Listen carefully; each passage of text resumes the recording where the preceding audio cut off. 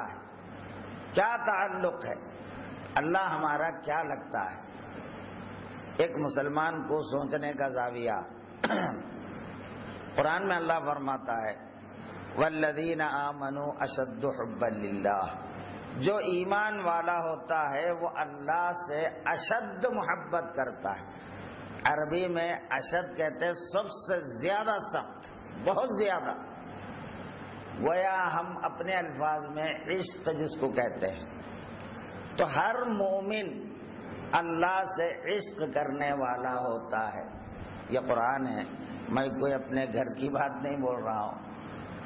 والذین آمنوا اشد حبا للہ، آپ ہم غور کریں، ہم مومن ہیں، اللہ سے ہم کو کتنی محبت ہے، اللہ کے لیے، اللہ کی خوشنودی کے لیے ہم کیا قربانی دیتے ہیں۔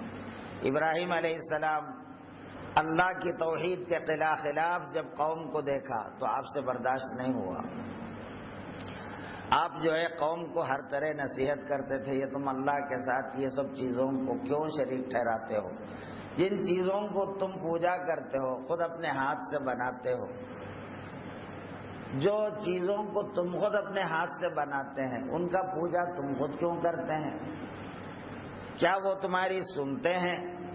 تمہاری کوئی تکلیف کو تم سے دور کر سکتے ہیں یا تم کو کچھ نفع دے سکتے ہیں، جبکہ وہ خود تمہارے بنانے سے بنتے ہیں؟ تو بھلا وہ تم کو کیا نفع دیں گے؟ ان کو خود تم پیدا کرتے ہو، تم بناتے ہو، تو ایسے کی پوجا تم کیوں کرتے ہیں؟ تم کو تو پوجا اس کی کرنی چاہیے جس نے تم کو پیدا کیا ہے، جو تم کو بنایا ہے، جو تمہارا ہر کام آنے والا ہوتا ہے۔ یہ ابراہیم علیہ السلام اپنی قوم کو طرح طرح سے نصیحتیں کی، قوم جو ہے سمجھنے کے لیے تیار نہیں۔ ایک مرتبہ آپ نے پروگرام بنایا، تم کو اپنے معبودوں کی اصلیت کا پتہ دکھانے کے، ان کی اصلیت سمجھانے کے ابراہیم علیہ السلام نے پروگرام بھی بنایا۔ وہ لوگوں کا عید کا دن تھا، سب میدان میں کھیلنے کودنے کے لیے نکل جاتے، تو ابراہیم علیہ السلام ان کے ساتھ میدان میں نہ جا کر گھر میں بیٹھ گئے۔ تو لوگوں نے پوچھا ابراہیم تم نہیں چلتے؟ کہا کہ مجھے ذرا طبیعت بھاری لگتی ہے، تمہارے یہ سب کام مجھے اچھے نہیں لگتے۔ تو رک گئے۔ اس کے بعد ایک کلاڑی لے کر دیول میں بت خانے میں گھسے اور تمام بتوں کا کسی کا ٹانگ توڑ دیا، کسی کا پیر توڑ دیا، کسی کی منڈی اڑا دیے، پوروں کو تہس نہس کر دے کے وہ بڑا بت جو بیٹھا ہوا تھا اس کے گلے میں وہ کلاڑی کو لٹکا دے کے اب باہر نکل گئے۔ اب لوگ کھیل کود ختم کر کے جب پوجا کرنے مندر میں آئے تو بتوں کا، اپنے خداؤں کا حشر نشر کر کے یہ دیکھ کے پریشان ہو گئے کہ یہ ہمارے بتوں کے ساتھ یہ کس نے کیا ہے۔ تو کچھ لوگوں نے کہا ہمارے بتوں کے خلاف ایک ہی نوجوان جو ہے انہیں ابراہیم جس کا نام ہے انہیں ہی برا بھلا کہتا تھا، شاید اس نے ہی ایسا کیا ہوگا۔ تو نمرود بادشاہ تھا وہ زمانے کا، بادشاہ کے سامنے شکایت پہنچی، بادشاہ نے کہا کہ بلاؤ آخر ابراہیم کو بلاؤ، پوچھیں گے اس سے۔ تو ابراہیم علیہ السلام کو بلایا گیا، نمرود کے سامنے سوال جواب ہوا کہ ابراہیم کیا ہمارے معبودوں کے ساتھ، ہمارے خداؤں کے ساتھ یہ کام تم نے کیا ہے؟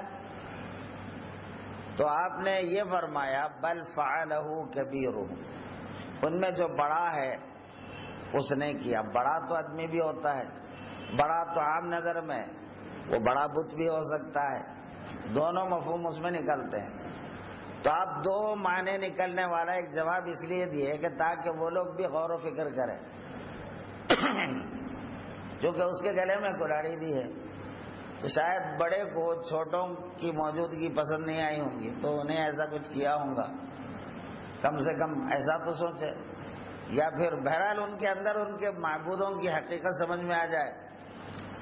تو وہ لوگ سوچنے لگے، آخر میں بولے تم نہیں جانتے کہ یہ لوگ بات نہیں کرتے، ان سے پوچھ کے کچھ حاصل نہیں ہے۔ تو آپ نے کہا تف ہے تم لوگوں پر، جو تم کو کچھ بھی نفع نہیں دیتا، کچھ بھی نقصان نہیں دیتا، کوئی بات نہیں کہہ سکتا، اس کی عبادت کرتے ہو۔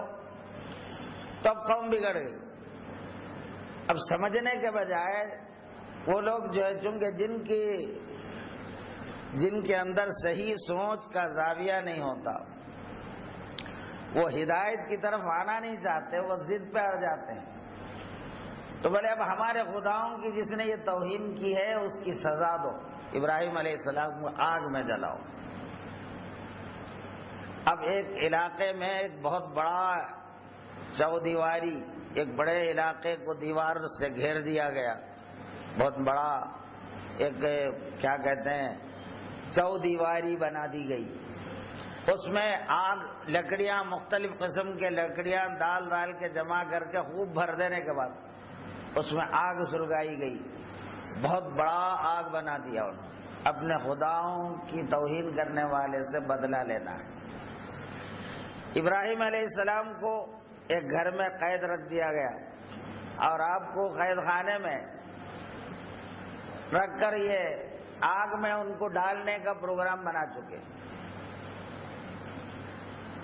اب ابراہیم علیہ السلام کے پاس جبریل علیہ السلام آتے ہیں، مختلف اس میں روایتیں ہیں۔ ایک روایت کے مطابق جبریل علیہ السلام ان کے پاس آتے ہیں، آ کر پوچھتے ہیں کہ ابراہیم میں کچھ مدد کروں آپ کی؟ تو اب جبریل علیہ السلام تو فرشتوں کا سردار، بہت بڑا طاقتور فرشتہ ہے، اتنا طاقتور کہ قوم سدوم جو قبیلہ ہے ان کے زمین کو اپنے ایک پر نیچے سے وہ پوری زمین کو آسمان تک اوپر اٹھا کے اوندا پٹک دیے تھے۔ وہ قوم پر جب عذاب نازل ہوا، لوط علیہ السلام کی قوم سدوم والے، تو پوری زمین کو اپنے ایک پروں پر ایسا اٹھا کر پٹکنے والے، اتنی طاقتور فرشتہ۔ تو وہ فرشتہ جب آ کے پوچھتے ہیں کہ ابراہیم میں کچھ مدد کروں، آپ کو کچھ ہونا ہے کیا؟ تو کہا کہ مجھے ضرورت تو ہے لیکن تم سے کوئی ضرورت نہیں ہے، تم سے کوئی معاملہ نہیں۔